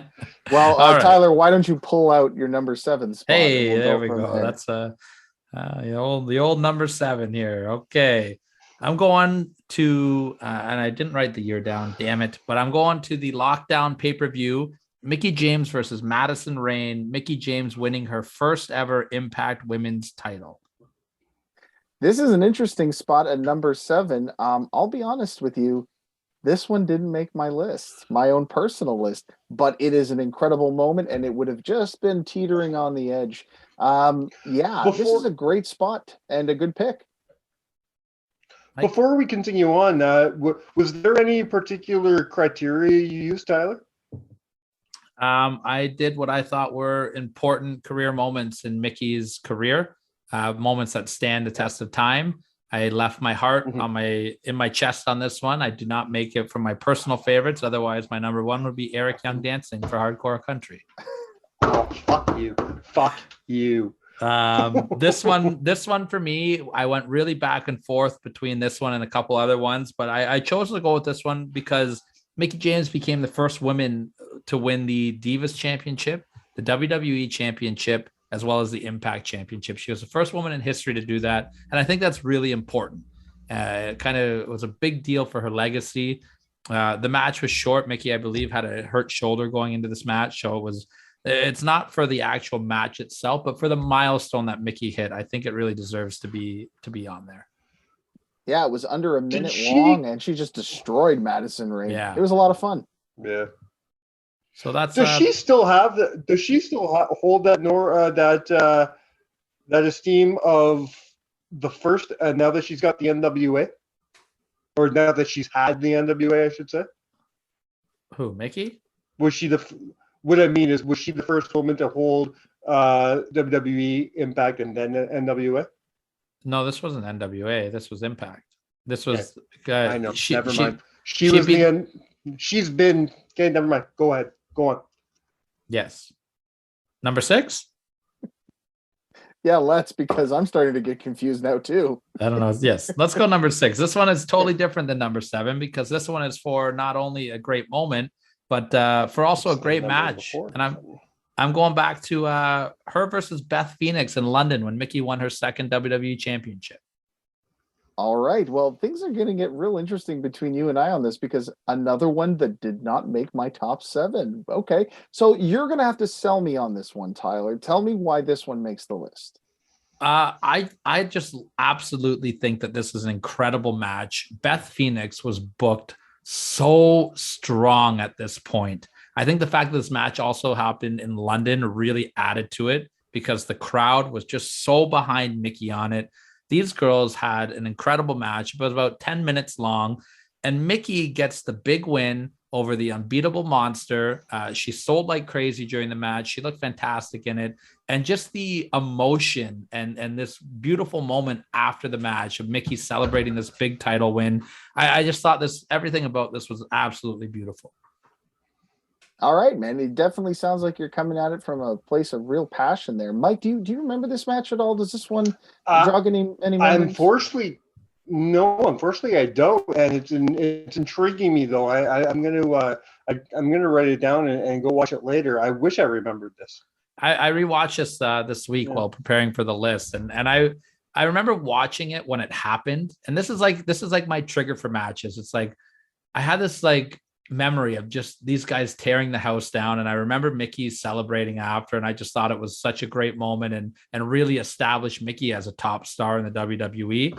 And when I went back and watched this match again, man, I forgot just how incredible they presented Beth Phoenix as well. And it was just such a treat to go back and watch Beth be this glamazon monster, the swagger she had with the championship belt, and then just watching Mickie be the underdog. I love a good underdog match. I would highly recommend everybody go back and rewatch this match for a great women's match at a time period where the women weren't getting a lot of respect either.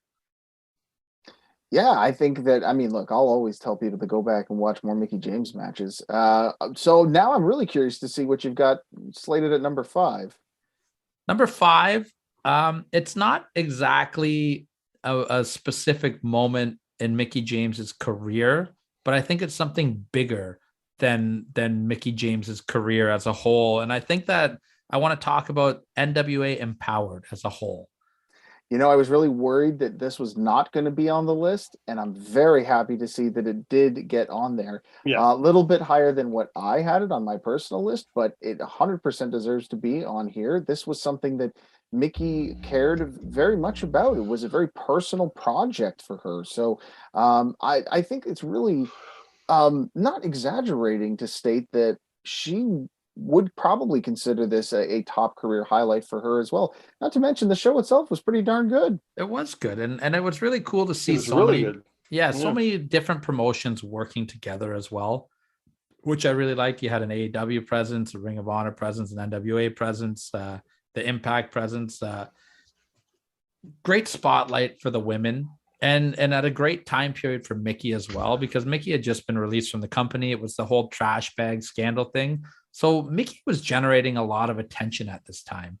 And she didn't really take that attention and put the focus solely on herself, but she decided to take it and go to the NWA and try to put it all on women's wrestling. And, at this time period too, you had the Ring of Honor women's tournament going on. You had Mickie doing this. Like, I just thought it was a really great time period for a lot of women to get a chance to shine that didn't have a spotlight on them. And then the next night, of course, she went out and had a great match at the same weekend with Kylie Ray on the NWA pay-per-view. So At the Chase, baby. this was a huge weekend for Mickie James, and I really think that it did a lot to help the evolution of women's wrestling. Yeah, I can't. I want to argue with any of personally that. thank Tony Khan because he doesn't get enough credit for what he did for this show. If you don't believe me, just fucking ask him. If anybody doesn't know what I'm talking about, he had a very controversial interview right after the show where he flat out said that nobody gave him the credit he deserved for putting that show together because he allowed them to have some of his talent. That Holy was my fuck, what a cock. that was my favorite line in our interview with Mickie, when she said, well, Yeah. Tony coined the phrase forbidden door, then I coined the phrase glass ceiling. You could tell that That ceiling. you could tell there's a little bit of tension there, right? Mm-hmm. And deservedly so. As there this was, should be. yeah, clearly a pet project for her and something that was very important to her, as she stated multiple times in interviews. And, at the end of the day, when all was said and done, she was the one out there getting the props from Ronda Rousey and Trish Stratus and Sasha Banks and pretty much the wrestling world in general for doing something that a lot of people, myself included, have been waiting on. So all I can say is, bring on Empower too. Yeah, absolutely. And I am a fan of Tony Khan. I don't hate him as much as everybody else does, but I thought he looked like a real douchebag when he put that comment out. So And Mickie ended up looking like $1 million at the end of it, as she should have. She did an incredible job, and that's why it's necessary that it's in this list. My number 4 was originally my number 7, and then the more that I kind of thought about the moment and how really big it was and how crazy it was and how much people really admired this moment, I kept moving it down on my list, and I want to talk about her appearance at the Royal Rumble. Okay. All right. Again, this definitely makes my list as well. I also had it at a different spot though. But I mean, look, let's be honest. This was some incredible buzzworthy stuff here. This was a big deal for the wrestling world in general. But from a personal standpoint, I think what made this real interesting was, it was a real redemptive moment, a vindication moment for Mickie. And that's what I think makes it special, is that a lot of people are going to talk about how, she came over under contract from Impact, came out with her Impact music, with the Knockouts Championship on. But I think the larger story when we're looking at the legacy of Mickie James is going to be about how she came back to the company that, put her stuff in a trash bag and with grace and dignity showed them what they were missing out on. 1,000%. And the crowd let them know that as well. And that's why I kept moving down on my list. Everything you just said there, Adam, is, like I said, this was my original number 7, number 6. Like, I had it hovering around that point. And then the more that I thought about it and from a personal standpoint, what it probably meant to her, it just kept moving down and down and down. And I think I'm happy with it at the number 4 spot. It was wild to hear Hardcore Country blast over the speakers and to see Mickie come out with the Impact title. Now, I know we're spoiled as wrestling fans right now, and we get all this Forbidden Door shit, Impact and Ring of Honor working together, AEW with Kenny Omega going to Impact, and AAA Impact, everyone who works with Impact pretty much. But the WWE never does that. So to see, the Impact World Champion Women's Championship on WWE TV and having Mickie James be the woman that made that happen, I just think it's a really inspiring moment, and it's something that I hope she's really proud of. And she should be. Uh-huh. And her performance was good in the Rumble too, which was nice. Absolutely. Yeah, it was. Yeah. Speaking of great performances, that's going to take us to my number 3. We're going to her return to the WWE at NXT TakeOver, her match against Asuka. I had a feeling this was going to be high on your list. And I probably suspected that it would be this high. Obviously, I will let you speak to the reasons as why, as I'm sure they're very personal, but I'm not surprised by this at all. I just think this match was amazing. Mickie had been out of the WWE spotlight for the better part of 7 or 8 years, I would say, by this point. Is that a fair timeline? I think so. That makes sense. They brought her back at NXT TakeOver in Toronto. I happened to be there live for this event too. The crowd reaction for Mickie was fantastic, but Mickie, I don't want to kind of shit talk a little bit here, but Impact Wrestling at that time period was in a really rough place. I think this was, they were recovering from the Hulk Hogan Bischoff fiasco. Mickie had just been run over by a train, I think. Is that the same time period? Like, what I mean? A couple years after that, but okay. Yeah, so, I definitely would consider this the dark age of Impact Wrestling for sure. And WWE fans only know WWE. And I'll speak to that. And Kurt Angle is my example for that. I think Kurt Angle had some of the best matches of career in Impact Wrestling, but Kurt Angle said it many times in interviews.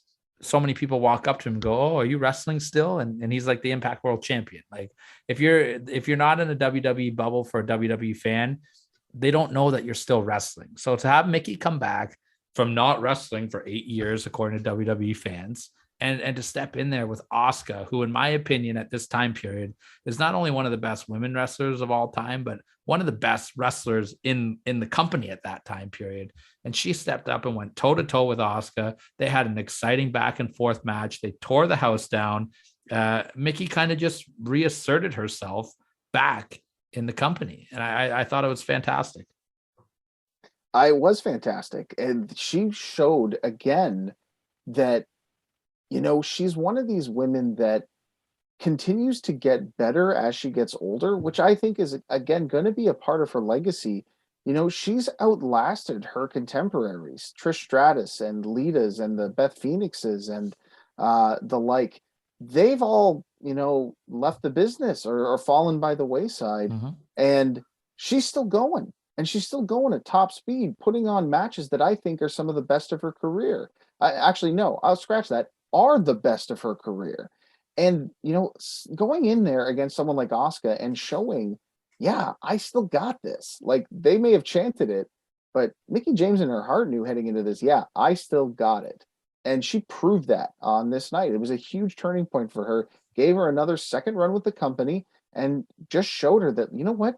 Women wrestlers are not disposable after the age of 30. They can still give some of their best work into their 40s, just like the men. And I think it's not something that's talked about right now, but I think when wrestling historians and pop culture analysts look back at the career and the legacy of Mickie James, I think that's going to be a huge part of it, that she shows a lot of people, a woman does not have to stop wrestling after, her mid-20s. She can still keep going into her 30s, into her 40s, and put on some of the best performances of her career. Absolutely. A lot of what you just said there is going to segue into my number 2, but I want to touch on that even one step further, what you just said about that last part. Not only is Mickie thriving and doing some of the best work in her 40s, and I agree with you, like age is just a number, but she's also an inspiration. The fact that she's got like 2 kids, she's went and has that family life and still has such a respected professional life. I think it's absolutely amazing that she's able to do that. And we've lost Mike here, but we can carry on here. I just don't. I was just worried. I was going to go look for him. I just didn't know if.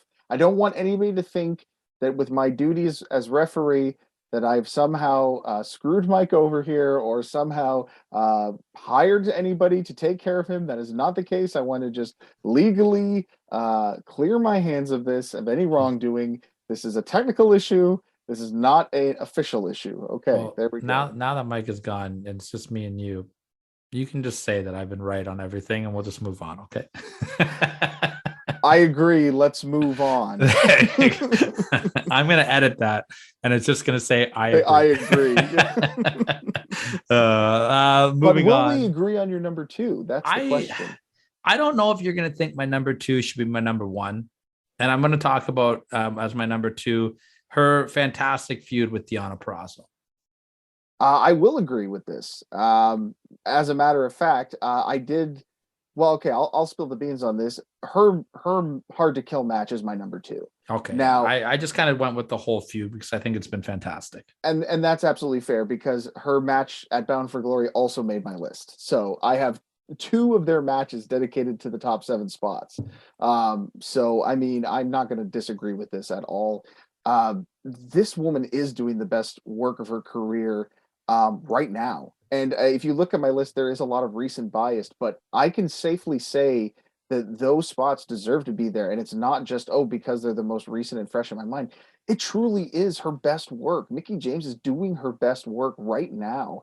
And I think that you're proving that by putting her in there against the best talent that is being offered by this current generation, and not only keeping up with them, going toe to toe with them and giving matches that are not only winning awards, but are also main eventing pay-per-views that are being told, look, for the first time ever, we're going to give the Knockouts Women's Championship the main event spot on one of our 4 flagship pay-per-views. People are going to pay money to see your match go on last. And they're delivering. It's not like these are matches that are being overhyped. Again, they're under promising and over delivering. And boy, oh boy, are these girls delivering. The spots in this match and the drama they've created. I could go on and on, but it is your list. So I am going to let you get a couple of words in edgewise. Go ahead. Well, I mean, you're kind of the right guy to talk about this because you are Mr. Impact Wrestling, of course. But for me, like the big thing for me is I think that Deonna Purrazzo has been the MVP of Impact Wrestling for the last year and a half. I thought her title run was fantastic from an in-ring standpoint. She's been the most consistent and solid performer on the microphone. She is a superstar. Mm-hmm. You know what I mean? And that women's, that knockouts division has been a very big focal point of this company because of Deonna. And then to have Mickie come in, fresh off of her garbage bag release or whatever with all this buzz. But I love the way the feud started over on the NWA side with Empowered. Mickie just invited Deonna to come over to the pay-per-view. And Deonna was being Deonna, disrespectful, and she had a kick in the head for it. Deonna laid out Mickie at the NWA show. Like you said, you had the great title match where Mickie won the title at Bound for Glory. And as you heard Mickie say, this title run is more special to her than the rest of them from a personal standpoint. And you can totally see that. And of course, main eventing Hard to Kill, Texas Death Match. These girls beat the hell out of each other. It was a main event that was respected, and it definitely was deserving of that spot, and it's deserving of my number 2 spot, I think. Do you want to know what stood out for me most about that Texas Death Match? Is that you had a woman in Deonna who had established herself as kind of like the top women's wrestler in the world, and you had a woman in there in Mickie James who did not need to do everything that she did for that match. She did not need to bleed. She did not need to go full on into thumbtacks and go through tables and take hellacious bumps, but she did. And she did it because she loves wrestling. She loves the product. And you could tell that passion came through. So to me, that's what puts this match above, I think, pretty much any other match that she's had in terms of personal passion. Because, say what you will about what your number 1 is going to be, because I think we all kind of know what it has to be. But compare that to then when she was fresh and young and willing to do everything to get noticed, to now when she's established and has star power and didn't have to do what she did, but she did it anyway. And to me, that speaks volumes about who Mickie James is. And again, I'll talk about this all night. So I will allow you to get to number one. What I will say about that is I love the fact that Deanna lost this feud and still managed to stay strong. And I think even more strong than before this feud started. And I love what she's doing as being the champ right now with the 2 belts and the challenges. I think it's fantastic. She has lost zero momentum, zero. And that again speaks to how good Mickie James is. And of course, number one, I think this one is a pretty obvious number one, just from a historical standpoint. I'm not going to specify. Is that even a word? No, it's not. Specify. Thank you. The Wiser's rise taking over tonight, but mainly her feud with Trish Stratus, WrestleMania 22 in particular. But overall, this whole feud is just very special. And it really put Mickie on the map. Mickie was already respected on the independent scene as Alexa Leary or whatever.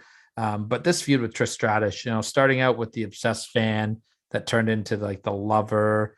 I loved the heel turn she did on Saturday night's main event. I thought was really well done. And then the fantastic match at WrestleMania 22, minus Mickie getting in trouble for doing the little the finger lick thing, which I thought was a great WrestleMania spot in general. It was. Don't let anybody try to tell you otherwise. The controversy she created with that is going to overshadow the match, although the match itself was damn good. Yeah. But that's part of it. You can't take away that part of it because that's what people remember. That's what they talk about. She created buzz around this match and got people to go out and watch a women's wrestling match. Talk about, groundbreaking and, breaking through a glass ceiling at a time when the women's championship matches were seen as afterthoughts.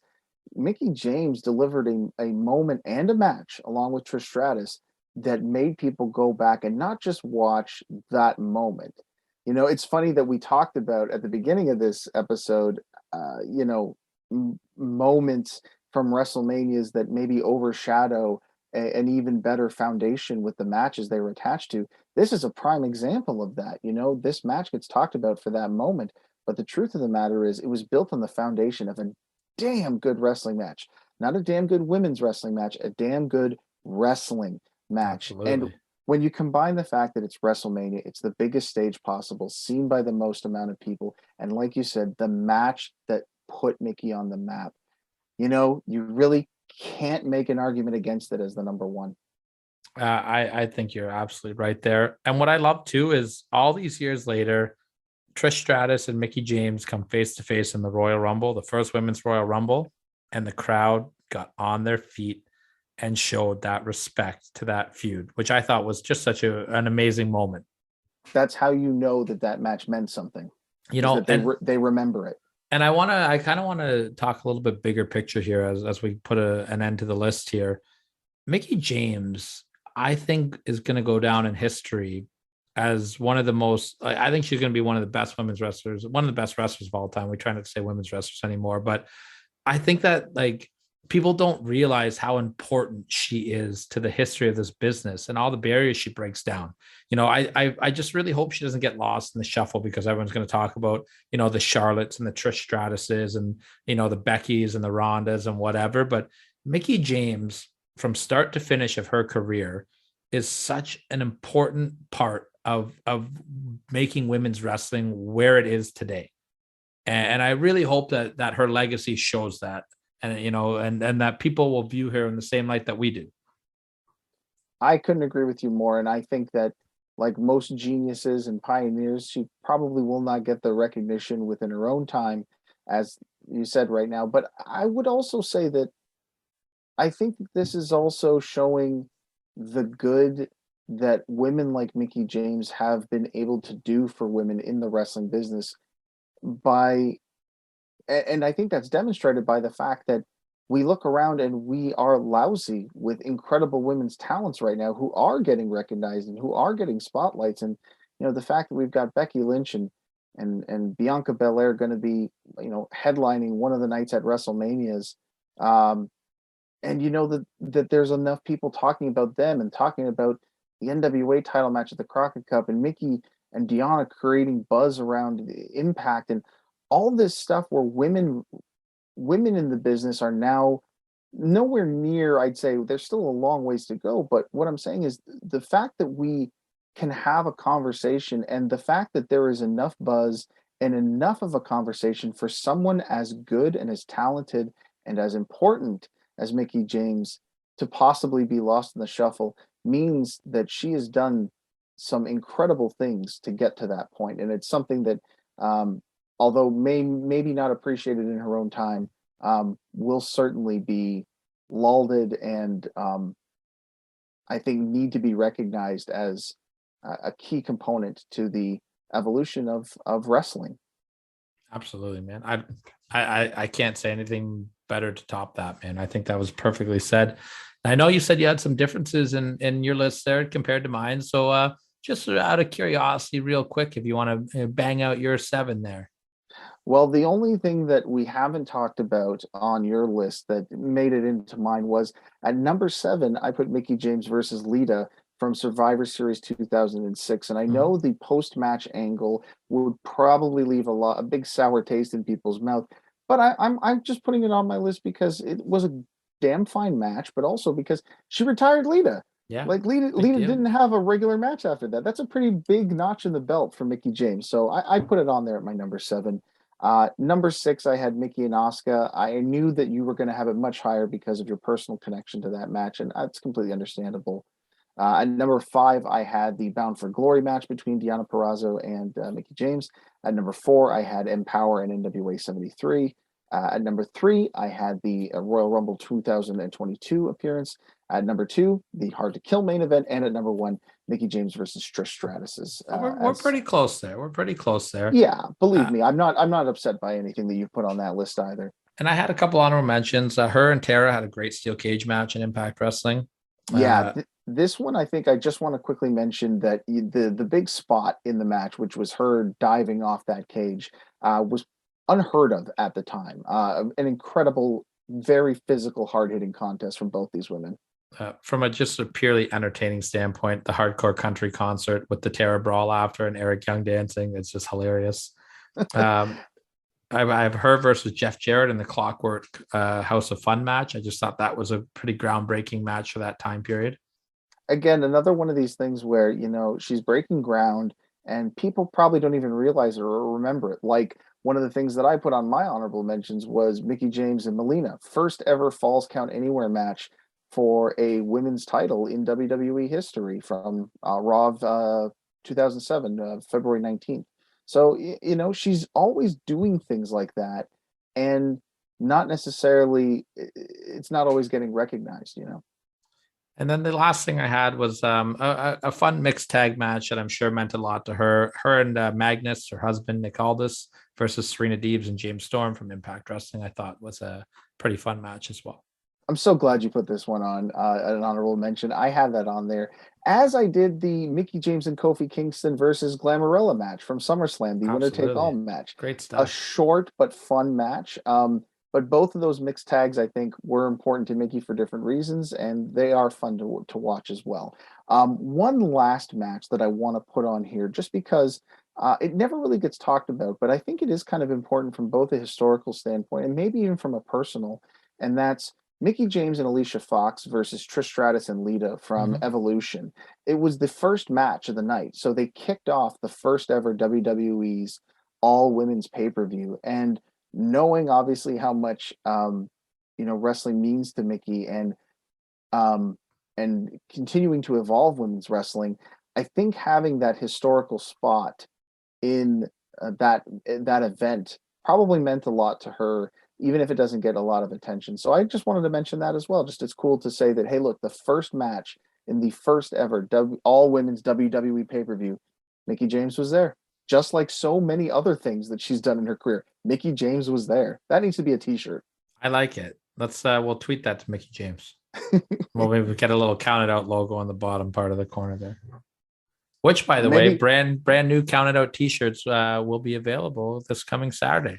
So check out countout7.com for that. And of course, like, subscribe, and all that fun shit that we're supposed to say that Mike and I never say every week because we're old and we don't get it. And you're probably a couple of drinks in by this point. That is correct. And I think being as many drinks in as I am right now, it's my cue to take it home.